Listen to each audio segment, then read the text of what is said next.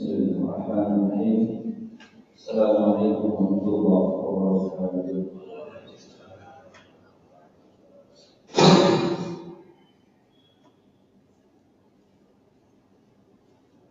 Alhamdulillah, alhamdulillahilladzi ahyana ba'da ma amatana wa ilayhi nusyur. Asyhadu an la ilaha illallah wa asyhadu anna Muhammadan abduhu wa rasuluh. Allahumma shalli ala sayyidina Muhammad wa ala ali sayyidina Muhammad kama shallaita ala Ibrahim wa ala ali Ibrahim fil alamin innaka Hamidum Majid. Assalatu alaikum warahmatullahi wabarakatuh wa ala nabiyyina Muhammad sallallahu alaihi wasallam. Qul billahi wa billahi Muhammadin nabiyyan wa rasulan. Rabbi zidni ilma warzuqni fahma. Jemaah sekalian yang Allah Subhanahu wa taala, alhamdulillah. Setelah kita melaksanakan sholat subuh berjamaah, dilanjutkan dengan zikir, doa, dan kemudian diikuti dengan majelis ilmu dalam kelambu ini. Mudah-mudahan di pagi yang penuh berkah ini Allah Subhanahu wa taala berikan pahala kepada kita dengan pahala yang berbahagia. Salawat dan salam semoga tercurah kepada Nabi kita Nabi Muhammad sallallahu alaihi wasallam. Panutan kita sebagai wali kita semuanya, dan mudah kita semua istiqomah diberikan oleh Allah, kesabaran di dalam menepati sunnah-sunnahnya, dan berharap mudah-mudahan di akhirat kita mendapatkan syafaat dari Nabi Muhammad sallallahu alaihi wasallam. Jemaah salat subuh dengan Allah Subhanahu wa taala, dalam kesempatan subuh ini saya ingin melanjutkan dari materi pekan lalu yang masih bersambung dengan tema sahabat sejati. Sudah dijelaskan dalam pekan yang lalu, sahabat sejati ada berapa? Ada tiga. Berdasarkan hadis Nabi sallallahu alaihi wasallam, tidak matal adama, atau dalam redaksi lain tidak matal insan inqata'a amaluhu illa min thalathin. Shadaqatul jariyah. Yang pertama, sahabat sejati itu adalah shadaqah jariyah. Shadaqah jariyah kemarin juga sudah terbahas, alhamdulillah. Mudah-mudahan bisa menjadi inspirasi bagi kita lebih dekat lagi dan mencari lagi sahabat yang baik bagi sahabat yang nomor satu, yaitu sahabat jariyah. Dan semoga mudah-mudahan antara kita lebih banyak lagi yang bersahabat dengan sahabat jariyah, karena dengan sahabat jariyah ada realisasi dalam kehidupan sosial, ada nilai-nilai solidaritas di dalam, ada nilai-nilai kebersamaan, ada nilai-nilai persamaan, sehingga di dalam sedekah, insya Allah, hal-hal yang berkaitan dengan masalah sosial, kemiskinan, ekonomi, mudah-mudahan bisa teratasi. Yang keduanya, sahabat sejati di dalam hadis Nabi sallallahu alaihi wasallam itu adalah al-ilmin yuntafa'u bihi. Sahabat sejati yang harus kemudian kita betul-betul jadikan sebagai sahabat adalah ilmu. Bapak-bapak yang dirahmati Allah Subhanahu wa taala, kenapa ilmu menjadi sesuatu yang sangat penting? Sehingga kedekatan seseorang dengan ilmu itu akan menjadikan pertemanannya, perkenalannya, dan persahabatannya langgeng sampai kemudian terbawa di akhirat nanti. Jelas ilmu adalah penerang bagi kita. Ilmu adalah cahaya bagi kehidupan kita. Sehingga kemudian Nabi Sallallahu Alaihi Wasallam menyebutkan al-ilmu nur. Ilmu itu adalah cahaya. Maka bagi siapa yang kemudian dia tidak memiliki ilmu, maka akan gelap kehidupannya. Atau bagi siapa yang dia memiliki sedikit ilmu, maka penerangannya akan sedikit di kehidupannya. Pilihan kita adalah jika ingin mendapatkan cahaya dalam kehidupan lebih banyak lagi, perbanyak untuk kita mendapatkan ilmu. Dan ilmu ini menjadi satu hal yang tidak bisa dipisahkan dengan fenomena-fenomena sosial lainnya. Salah satunya adalah kemiskinan. Dampak dari seseorang yang kurang dari ilmunya, apalagi yang tidak memiliki ilmu yang cukup, maka dampak terburuknya adalah selain kebodohan adalah kemiskinan. Sehingga kalau kemudian kita melihat realitas di Indonesia, misalnya, kenapa ada banyak orang miskin di tanah air kita? Selalu jawabannya pasti karena pendidikannya kurang, ilmunya kurang. Kenapa? Dia pendidikannya kurang karena tidak bisa sekolah. Kenapa tidak bisa sekolah? Karena tidak punya uang. Karena dia miskin, sehingga berputar-putar di sana. Atau bahasa lainnya selalu disebutkan antara kemiskinan dengan kebodohan, selalu disebutkan dalam lingkaran setan. Di situ saja.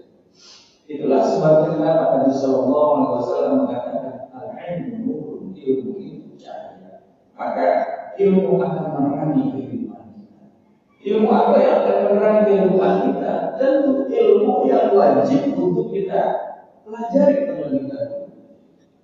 Semua ulama bersepakat, bahkan Imam Tauhid akan menjadi ilmu yang merusak. Kenapa? Karena tidak mempunyai dasar. Maka jamaah salat subuh yang dirahmati Allah Subhanahu wa Ta'ala, hal yang nanti akan ditanyakan oleh Allah dalam pertanggungjawaban pada kita terkait dengan ilmu, yaitu tentang ilmu agama. Apalagi yang kemudian menjadi prioritas ilmu agama adalah ilmu dalam mempelajari dinullah. Salah satu di antara ajaran atau ilmu yang patut untuk kita pelajari dalam mempelajari dinullah adalah Al-Qur'an. Maka mempelajari membaca Al-Quran adalah sesuatu yang prioritas yang perlu diutamakan. Hal inilah yang kemudian harus kita perhatikan, mempelajari ilmu agama, mulai dari keimanan, tauhid kita, akidah kita, ibadah kita, kemudian kita harus bagaimana kita mempelajari Al-Quran. Kenapa? Karena Al-Quran petunjuk bagi manusia. Tidak mungkin kita akan mendapatkan petunjuk kalau kita tidak pernah membaca petunjuk Allah Subhanahu wa Ta'ala. Maka untuk selamatnya kehidupan kita, untuk terangnya hidup kita, baca petunjuk-petunjuk itu dan ada di dalam Al-Quran. Al-Quran yang kita tahu, ilmu itu akan bermanfaat. Bagaimana ilmu itu akan bermanfaat?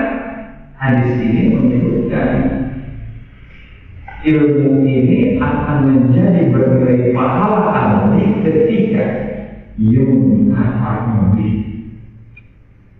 Ada kalimat yumtafa'u bihi.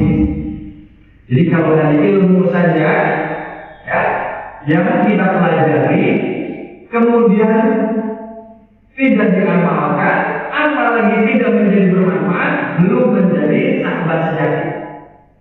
Ilmu itu akan menjadi sahabat sejati ketika yumtafa'u, yaitu bermanfaat. Nah, dalam konteks ini banyak sekali ilmu.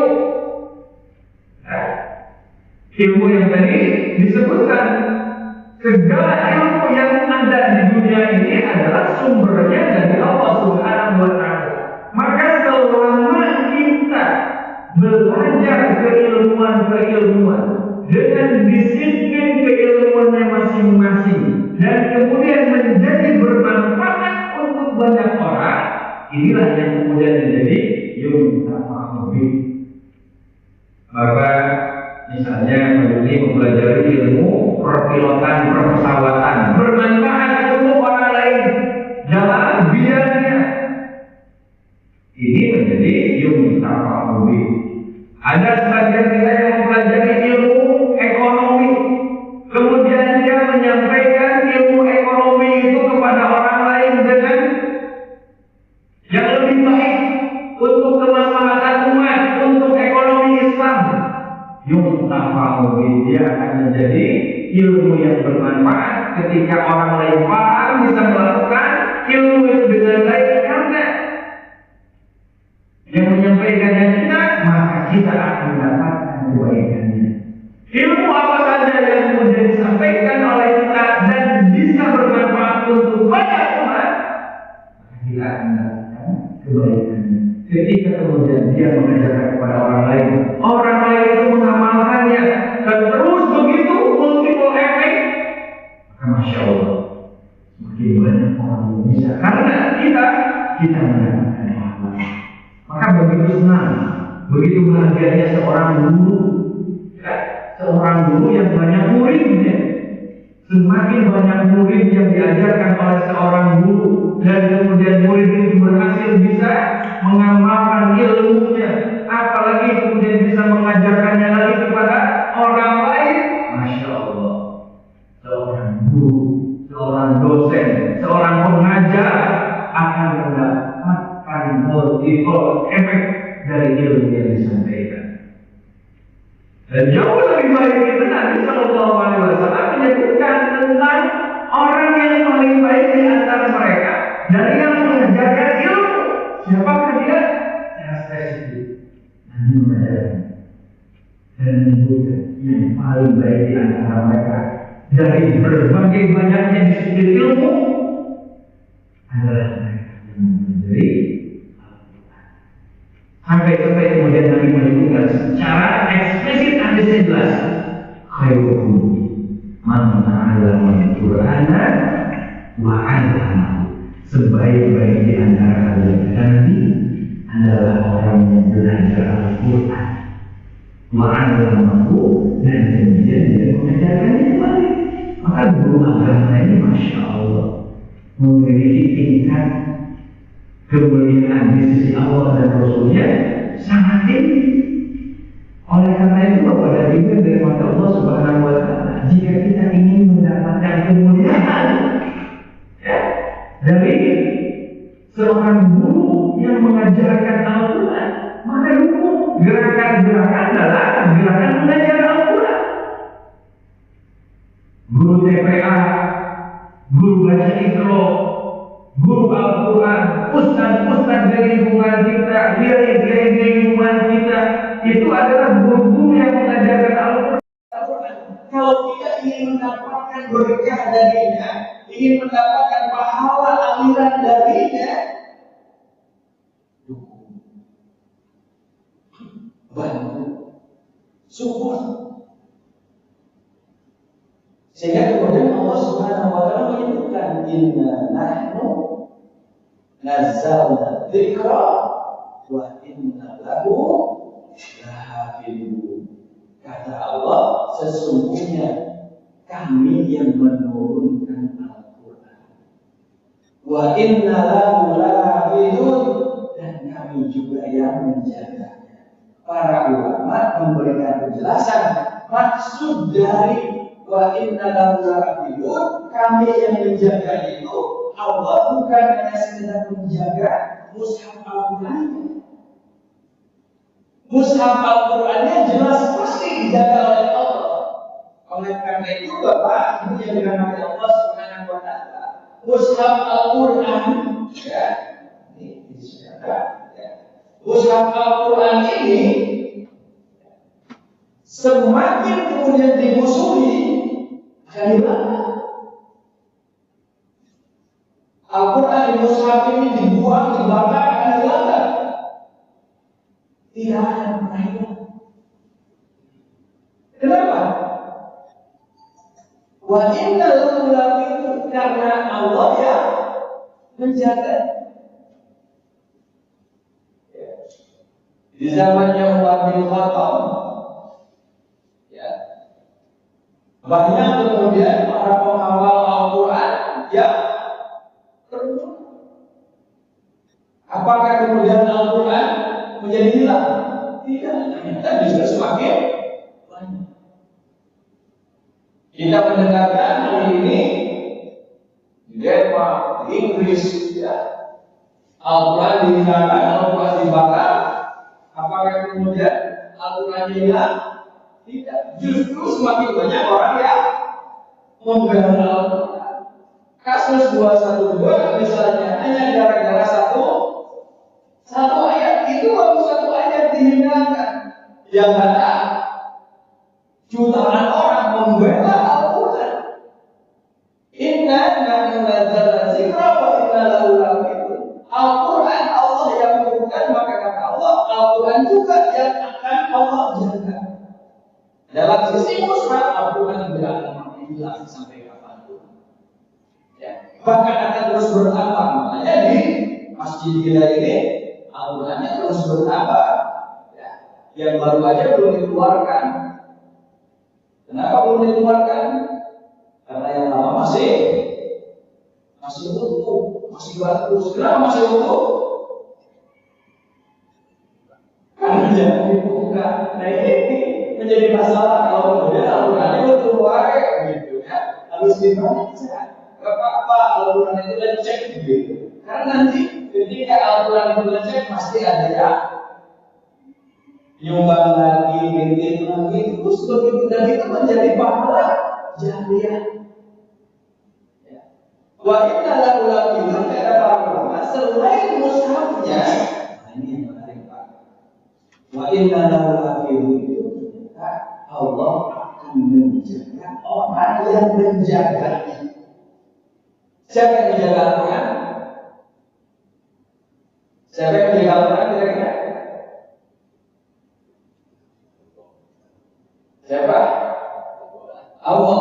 Allah yang menjaga Al-Quran. Siapa kira-kira yang menjaga Al-Quran di dunia bagi kita?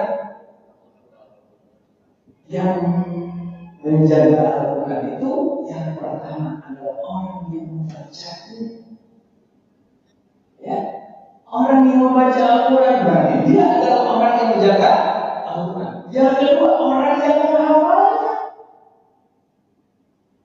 Ya, mereka itu adalah orang yang menjaga Al-Quran. Yang ketiga, orang yang mengajarkan. Yang keempat, orang yang belajar. Yang kelima, orang yang membiayainya. Yang keenam, orang yang ilmunya itu. Kebodohan masih ada.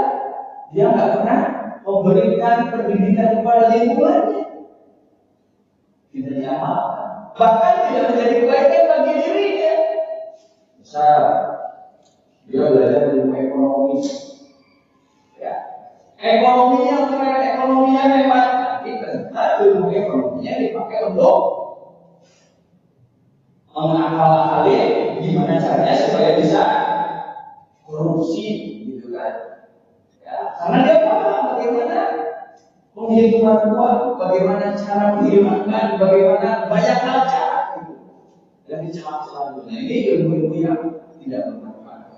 Dan yang ketiganya, ilmu yang bermanfaat menjadi merusak. Ya, ilmu yang menjadi merusak. Ada ilmu yang merusak? Ada. Ilmu yang menyebabkan seseorang itu kekebalan. Ya. Karena kemudian sadar ritual tadi. Kemudian ilmu yang menjadi merusak itu tadi ilmu yang tidak bermanfaat, yang pada akhirnya ilmu itu dipakai untuk eksploitasi.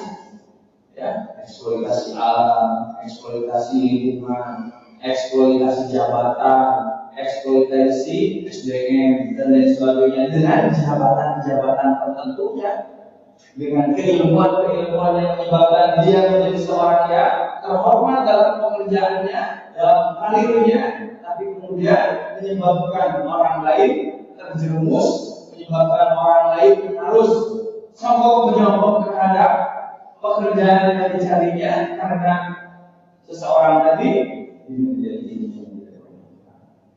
Oleh karenanya, jamaah sholat subuh oleh Allah, jadikanlah ilmu ini sebagai sahabat sejati kita. Sehingga Nabi mengatakan bahwa ilmu ahli muslimin, bagi setiap muslim itu wajib menuntut ilmu. Taklim seperti ini wajib, ya. Ngaji itu wajib, belajar di sekolah itu wajib, kuliah itu wajib, selama ada kesempatan, ada umur, bahkan ada biaya. Kalau tidak ada biaya, cari orang-orang yang bisa membiayai. Kenapa? Karena ini kewajiban untuk kita mendapatkan terangnya kehidupan dunia. Dan mudah-mudahan kita yang diberikan oleh Allah kesempatan bisa banyak mempelajari ilmu. Ya. Apalagi hari ini tidak ada alasan orang tidak tahu baik. Hari ini tidak ada alasan orang tidak tahu tentang ilmu, semuanya hari ini sudah terbuka. Kalau dulu boleh guru masih sulit, sekolah mahal, ya. Informasi susah didapatkan. Sekarang ilmu apapun yang mau kita pelajari, yang ingin kita dalami, semua sudah dekat di tangan kita. Tinggal kita mau nggak niat untuk mempelajari ilmu dengan handphone kita, di HP kita. Ya. Walau demikian, tentu sebaik-baiknya ilmu adalah ilmu yang dipelajari bersama seorang guru. Ya. Ilmu yang paling baik adalah ilmu yang dipelajari dengan gurunya. Ya. Jadi itu yang paling baik. Adapun dari handphone, internet dan sebagainya, itu adalah wasilah, sarana kita belajar. Tapi kita harus punya guru, ya, karena guru nanti pada akhirnya dia akan juga bisa memberikan keberkahan bagi kita. Maka semakin banyak guru, semakin berkah bagi kita, ya. Sehingga kemudian masyarakat bahkan Ali bin Abi Thalib itu sahabat Nabi Sallallahu Alaihi Wasallam. Ali bin Abi Thalib menyebutkan, siapa saja di antara manusia yang telah mengajarkan kepada aku satu guru saja, maka aku siap mengabdi kepadanya.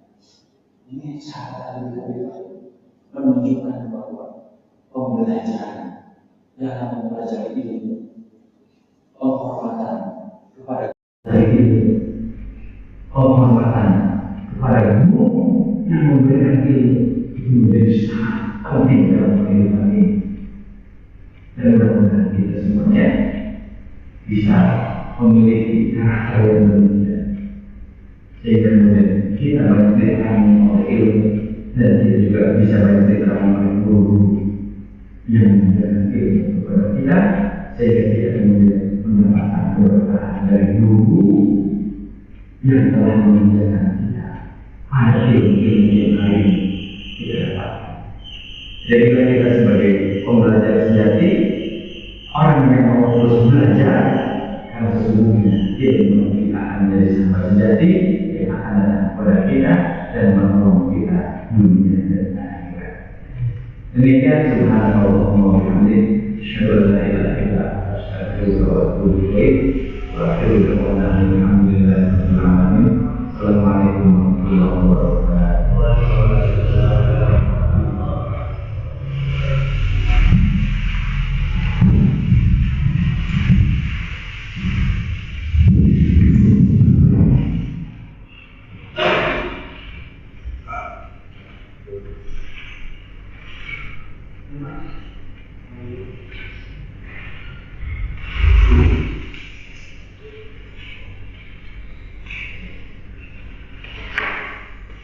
Duit siap?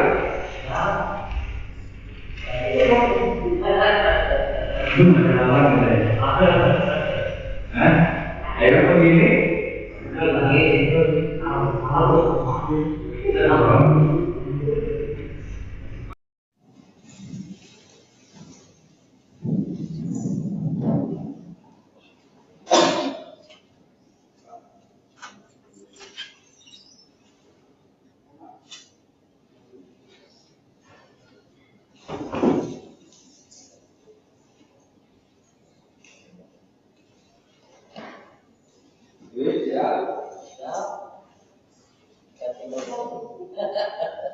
Belum ada lawan katanya.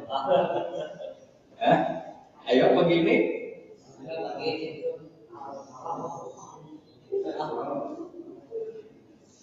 Pak Haji jawab nggak? Pak Haji.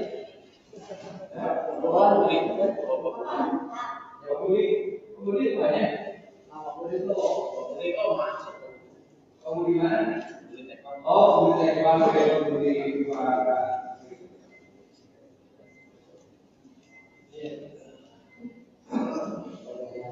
Jadi untuk anak-anak bayi.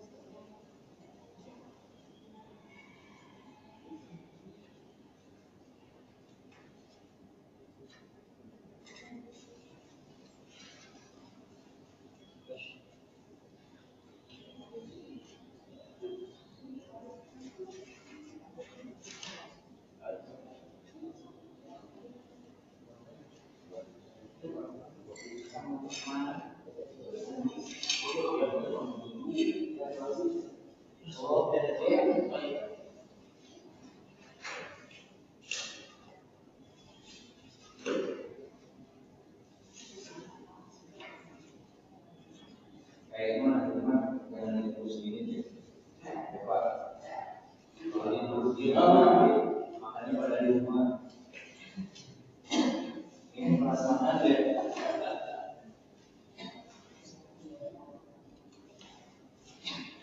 Ya biar dari sekolah